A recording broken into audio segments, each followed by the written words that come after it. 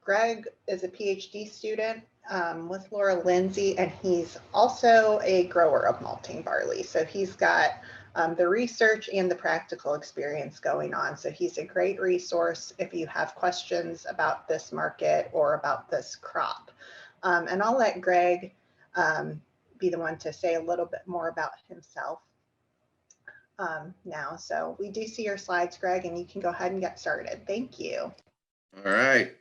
Thanks again. Thanks for everybody joining us today. I'm Greg McGlinch. I'm a PhD student with Dr. Laura Lindsay. I'm also here in Western Ohio, Darke County. I've got some experience with malting barley. We've grown cereal rye for seed production and for local distilleries for about 7 to 8 years now. So growing these grains is familiar because, well, we're growing for a kind of special area or interest. So first off, just want to kind of get your level of interest in or experience with barley, because that's kind of the topic of our discussion today. We're going to look at the management considerations for winter malting barley. As we've got a few years under our belt, we're surely learning and moving forward, and we're lucky to have two leading experts in the state, Dr. Laura Lindsay and Eric Rieker, with us today. So very fortunate to have them to also have a discussion and provide some insight. So it looks like from our poll, we're seeing a good deal of interest, which is great. And I believe most of you know probably why we're after growing barley. And it comes down to this: no barley, no beer. Very kind of a unique area. And I'm excited because I'm a fan of growing it and tasting the end product, just like we all are with being growers and farmers and so forth. So that's kind of the foundation here, why we're moving forward. We've got a great craft brewing industry emerging, interest in all sectors. So oops, I'm trying to move forward. So we look at it, we want to bring back barley. You know, it's the fourth major crop in the US. In 2017, the census showed that 161 million bushels were produced. And just like you had seen in Dennis's presentation, we've got a great deal that in the Northwest, in the Pacific Northwest, is being grown. And granted, that's due to, you know, disease pressure, and we're heavy users of corn here in the Midwest. I mean, you can see the basis change daily, and just recently you can probably watch the markets and see what corn and soybeans are doing. So, you know, we see a lot of that, and you'll see that a great deal of this is used for beer, 70% of it. Now, when we look at Ohio, and again, I'm pulling these USDA numbers because these are the foundation, or a good solid number that we can use. We've seen decrease in barley. So it's kind of interesting, and it allows us the ability to kind of begin to increase production and so forth. So with that, you know, I always, when you go into these presentations, everybody's like, well, how much barley goes into beer? I mean, this is just a general general guesstimate of what goes in from some various recent articles, and it depends on what type of beer you're making. So here's just a quick question: how much barley goes into a 12-pack of light beer? You can throw it in the chat, it's fine. I just know this is a question that comes up every time. So light beer takes less, craft beer takes more, so that's why there's this increased demand. So we're getting a few answers right here. So in a light beer, we're looking about 1 pound of barley into a 12-pack of beer. So if you're familiar with how many pounds are in a bushel of barley, we got 48 pounds in a bushel, so that'll make 24 cases of beer. So that's sure to make a bar owner happy. And granted, like I said, it depends on the style of beer and how much is used. So that's a good kickoff to what we're doing as growers and why it's important that we look at these management considerations and produce a safe, reliable, quality product. So first rule of growing barley, and I think from also with kind of listening to Dennis's with the white wheat, the first rule, and just remember this, is get a contract. Contracts are key here.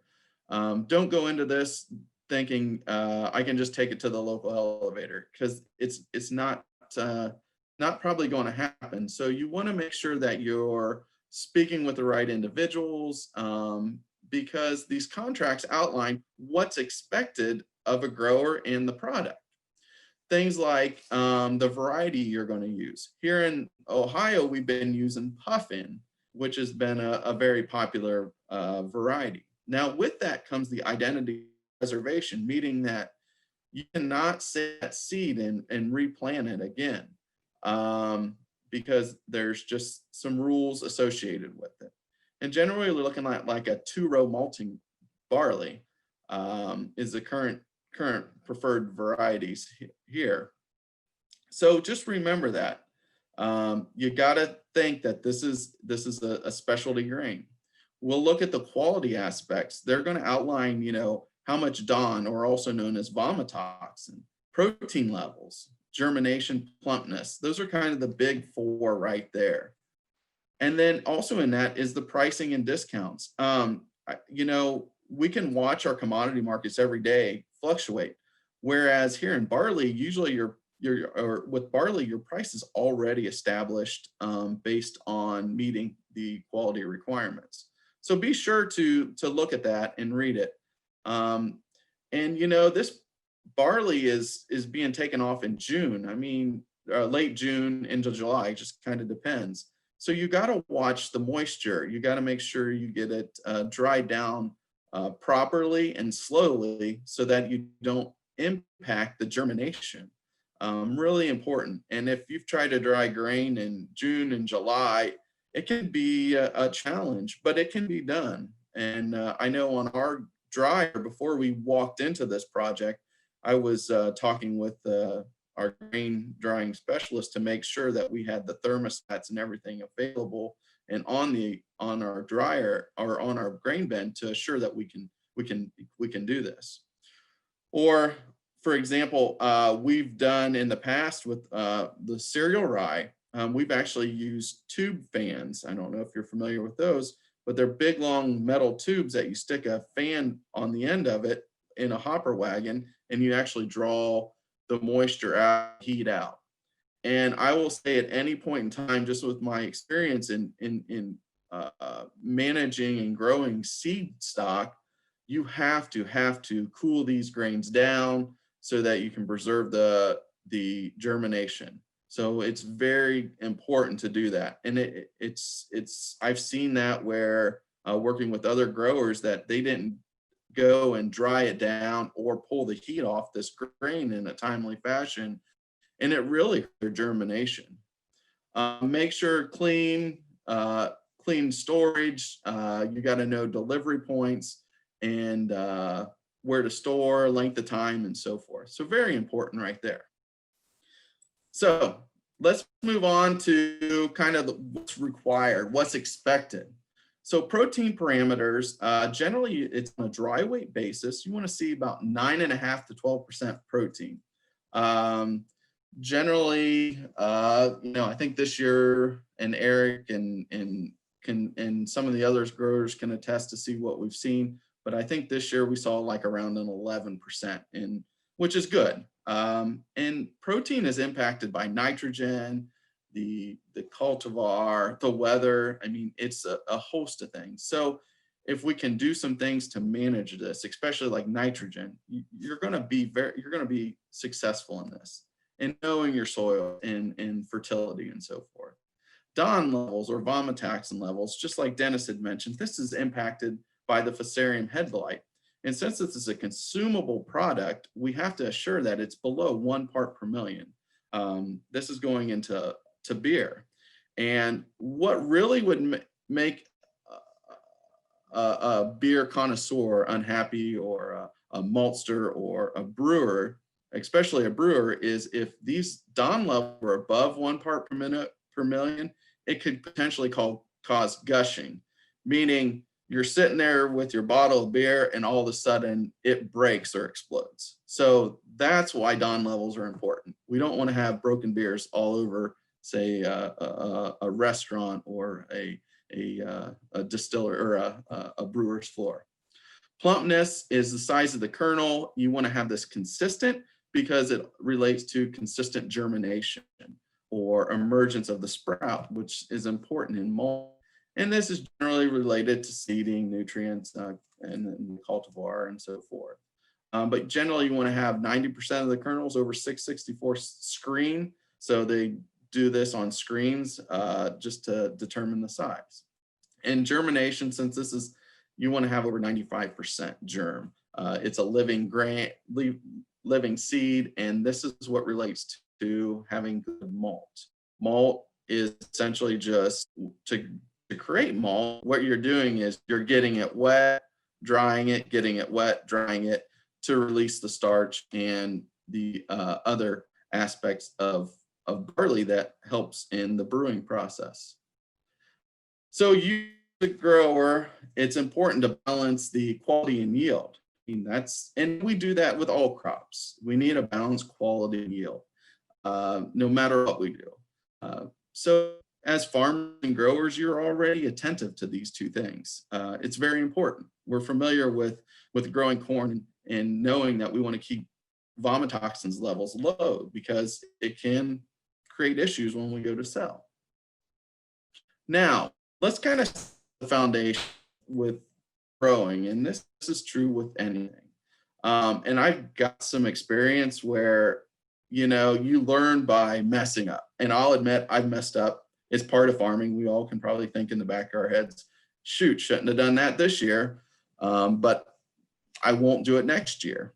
So one of the things that we do want to look at is finding those fields that are good drainage.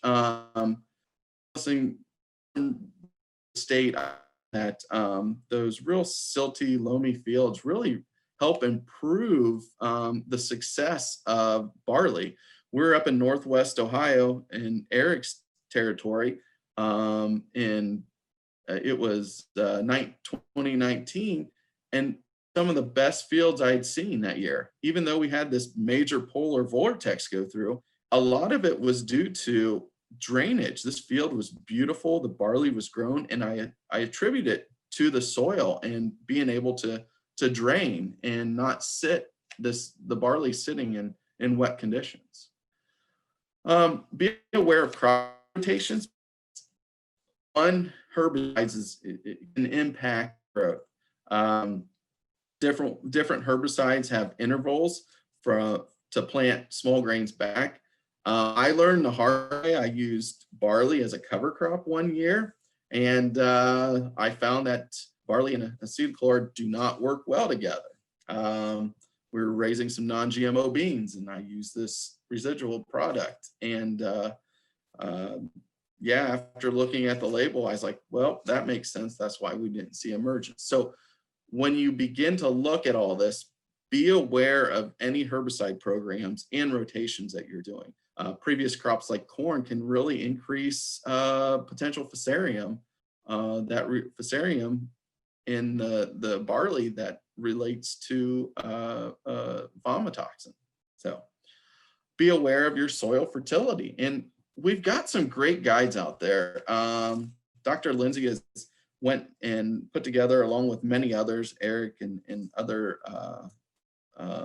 folks at OSU, to provide some guidance on the nutrient levels that help to be successful in growing barley, and also environmentally sound. I mean, we're all in this age of water quality, so don't forget that. And the thing with barley too is it's a great addition for water quality,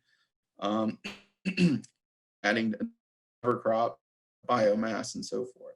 But what you want to look at here is, and I got these two tables backwards, it's just because I wanted to try to fit some information in this.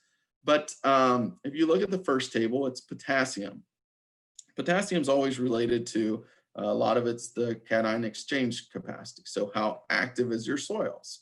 So, you know, some of those clay soils generally have higher CECs, requiring probably a little more potassium to be applied. But you can see down in here that greater than 170 parts per million malic on your soil test, generally you're not necessarily needing any additional K. I will say that when we talk about making a fall fertilizer application, say you're used to using dry fertilizer, to get, say, your urea rates down, I generally mix like potash in with my urea so I can get a lower nitrogen application rate. That's just a little trick if you're not using, say, liquid. But you know, and it's one of the nutrients that's not on the of concern for environmental impairments. Now for phosphorus, you know, it's important for tiller development. We're looking at grasses. We're looking at that if you're seeing it's greater than 50 parts per million on your soil test, and no additional phosphorus is a need. This is some great information. A lot of this information can be referenced in the Management of Ohio Winter Malting Barley Guide. That's accessible, and I'll provide the link at the end. So be sure to look at that. And just like a lot of our crops, we'll want to look at that 6.3 to stage pH for soil fertility. Now, next nutrient that's really big on managing the protein in barley, and this is one that can kind of throw some challenges into meeting some quality requirements, is the nitrogen. So generally what we're looking at is in the fall, so either prior to seeding or at seeding, generally lay down about 20 to 30 pounds of nitrogen to get the crop established. And in the spring, you know, between green up and feek 6, anywhere from 75 to 90. You can see here on the chart, or this graph to the right here, that you see on the x-axis, we've got spring nitrogen application, and then on Y we have percentage of grain protein. See that there's a correlation that as nitrogen rates go up, so does protein levels. So it's important to look at that. And these are 3 different sites throughout the state where we've done research. But it's really important to understand that watching your nitrogen rates are important.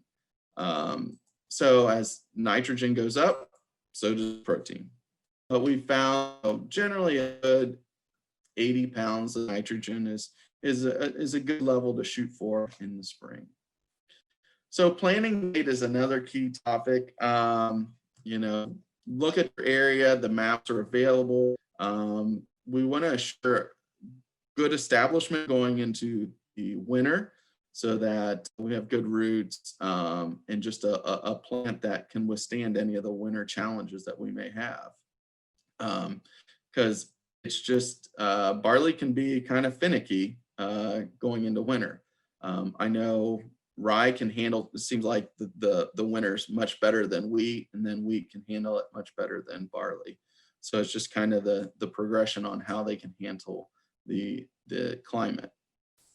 So right now, looking at seeding rates at recommended at anywhere's over 1.5 seeds per acre. With that too, it's good to note that as we get later in the season, you know, increase your planting rates, because it's important to establish that. And in doing this, also make sure you're aware of the seed size and make sure you're aware of the seed size and that generally barley is a little larger than wheat. So we usually like to see a 7.5 row spacing.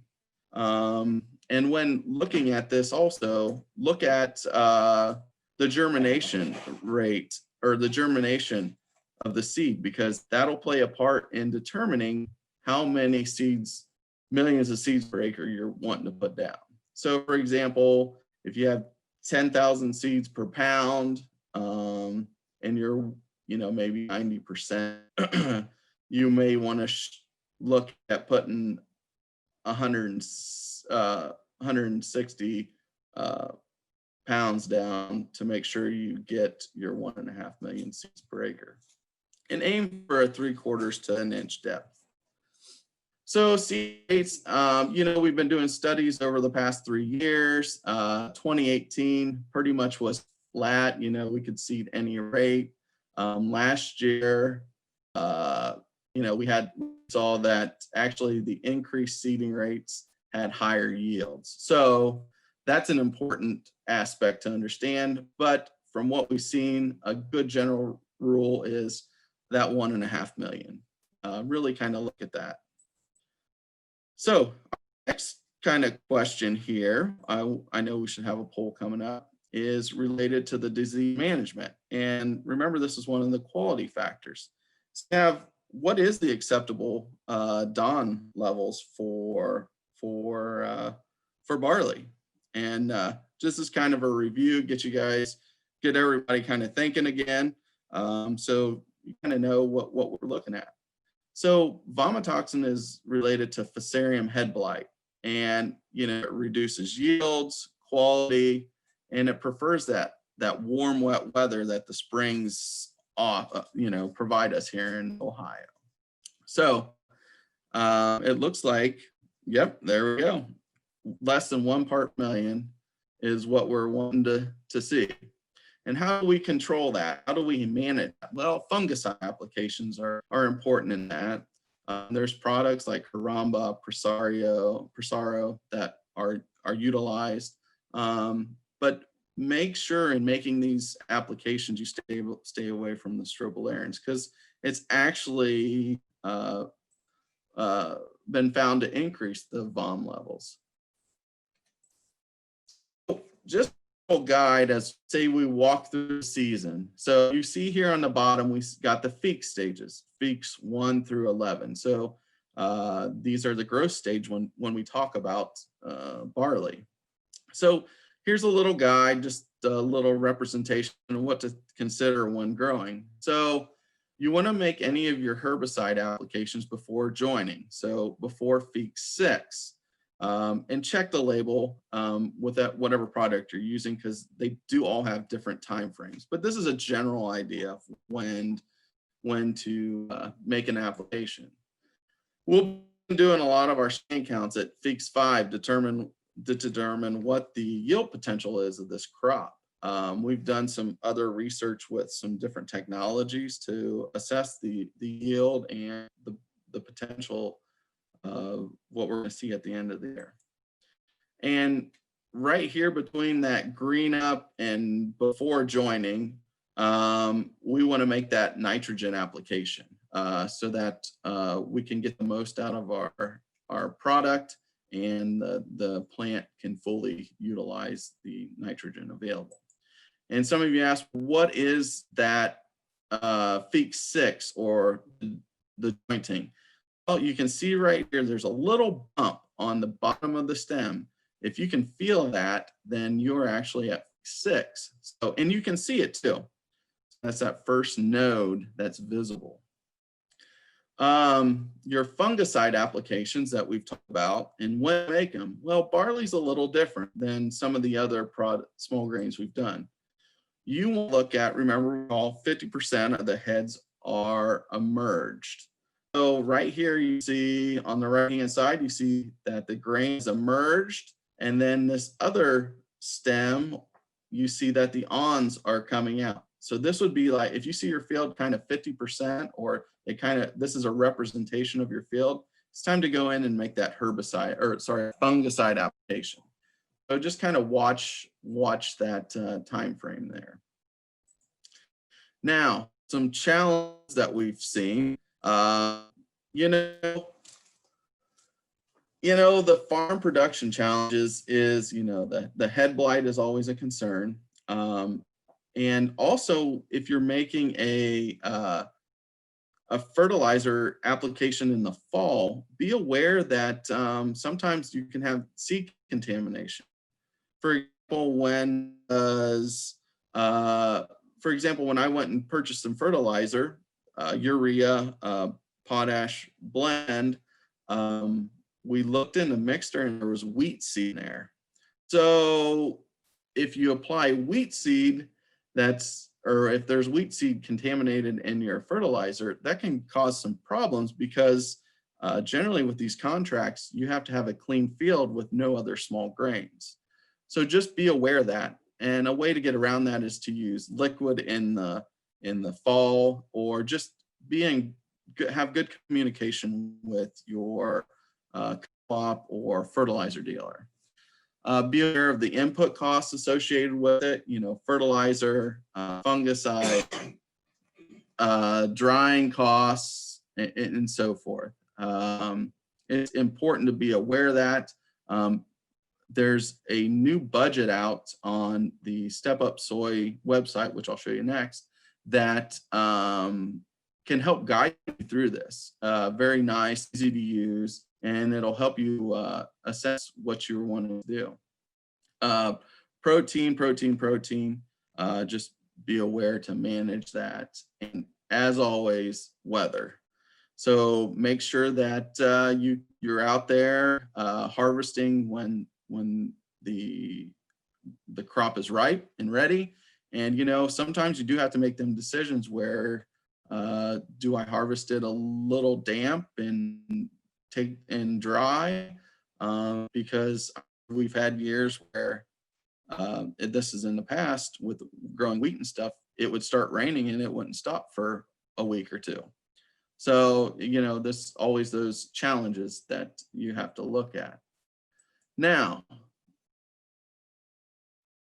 the last thing I want to know, or just kind of see what your biggest concern is in growing barley. We'll throw a poll here to kind of see what your concern is. What are you worried about, or what can, as we move forward, kind of help provide guidance on?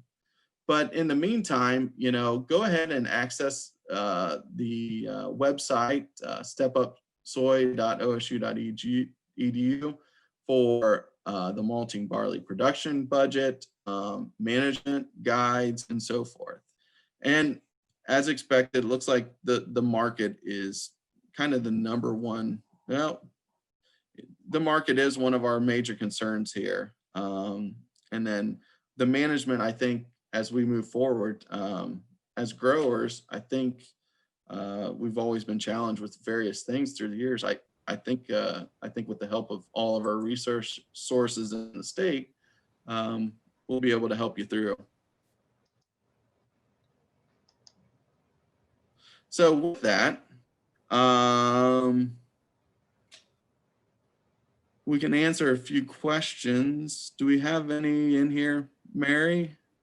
Thank you. Yeah, Greg, there's a couple in the chat if you want to check out the chat. There's one in the Q&A. Have you used some sulfur in applications in the spring along with the nitrogen?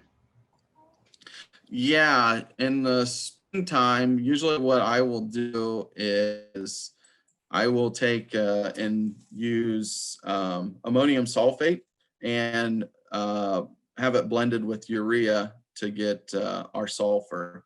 I know there's some products that you can get for to the liquid 28 to go along with that, but we've just been doing dry applications and using AMS. All right, thanks. Will the companies always take the barley crop? Will they take it all? Well, yes and no. It all depends on the contract and if you meet it and demand.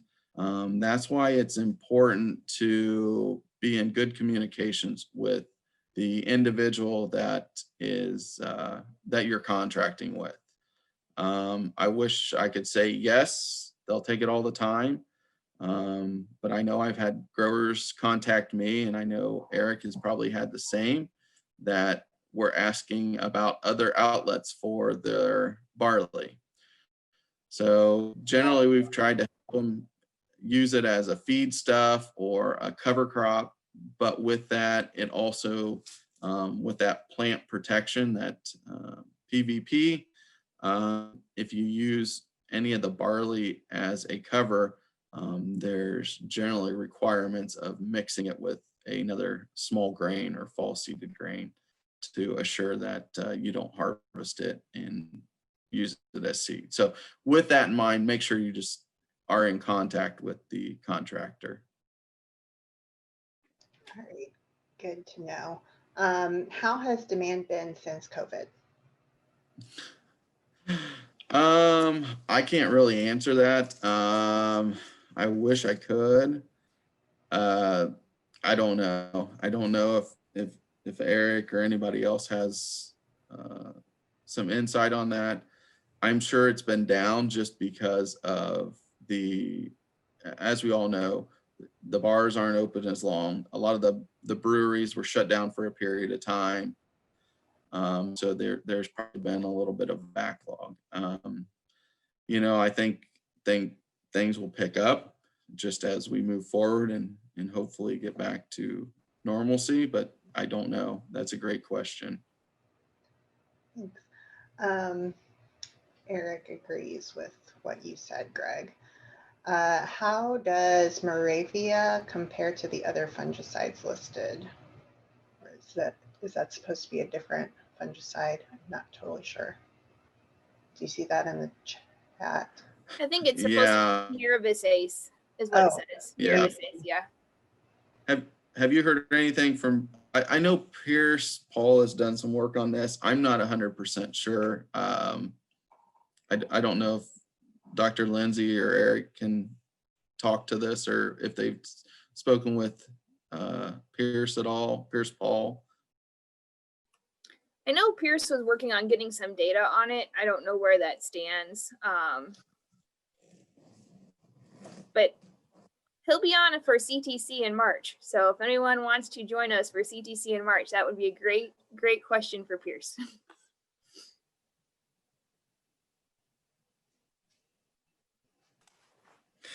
I think generally we've just seen guys using Carumba, Prosaro, Miravis-Ace. I'm not sure as there's Pierce has some data to support to a subtle degree Miravis-Ace, but the fact that guys need to be on the ball managing spring fungicide, and this year we saw insects as well is a concern. I mean, they just got to be willing to walk fields and be ready to apply at the right time. Either of the three products, really. Yeah, Eric's spot on that. Timing is key in all this. So you can have the right product, but if you don't have the right timing, it can really throw a wrench in things. So yeah, that's a good point, Eric. I think that was the majority of the questions in the chat box. And Greg is a great resource, so feel free to reach out to him or myself